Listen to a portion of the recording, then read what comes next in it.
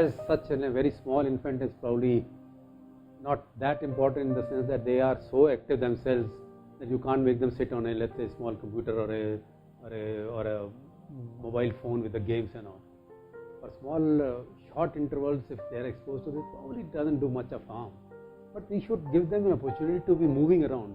If there is not enough space for the child to run around in the house, then, or let's say move easily from one place to the other, then we are encouraging to be sitting on a couch or on a bed, which is not what we want.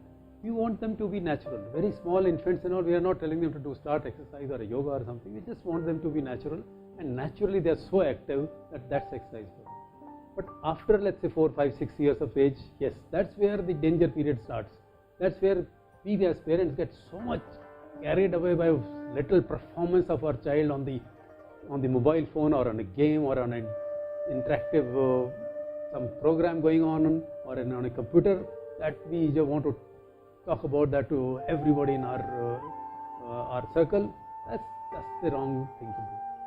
If we teach them something positive and limit it to a short period, let's say 15 to 30 minutes and maybe 2 such sittings in a day, that's fine.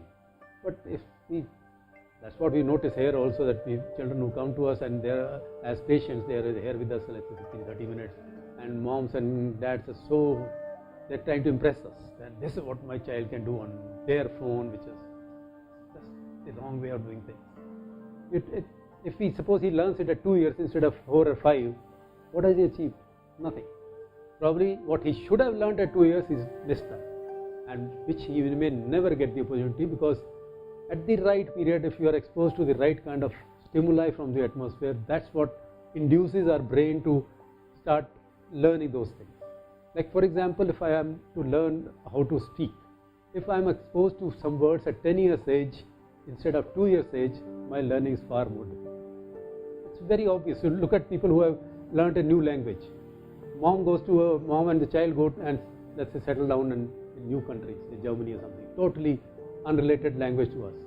Child picks up the language in, let's say, 2 weeks, and moms and dads are taking months and years and lots of training and courses, and yet they are not as good as the child.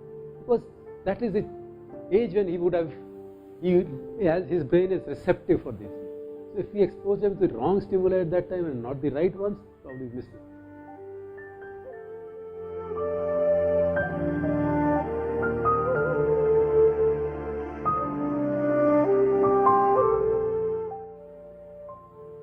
Vitamin D causes a well-recognized illness or well-recognized problem. That is called rickets.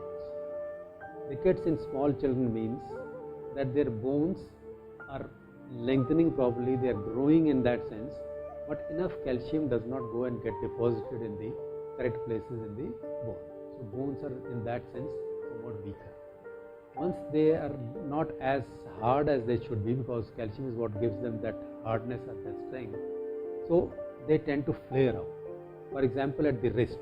At the wrist you would see this area is slightly wider normally also than the part here. But in these children this would be much wider. Similarly, small infants who have, let's say, few months old, in the center of their head there is an area which is softer. The bone is not yet fully developed there. This area gets smaller and smaller, and about 1.5 years or so of age it closes completely, and all is a equally hard bone on the top of the head. So this does not get filled up in those children who actually have vitamin D deficiency. Similarly, when they stand and start walking, or if there is severe deficiency earlier also, their leg bones will start getting more and more curved. Normally also small children have some curvature of their external curvature of their lower legs. That will get accentuated, and when they stand you can make out that their knees are touching each other, but on the feet they are far away from each other. So that's how we can make out that it's a knock-knee kind of situation they are developing. So these are the signs that tell us that there is a real vitamin D deficiency. All other things that we are hearing about, science is yet to mature and give you a correct answer whether those are real or just perceptions.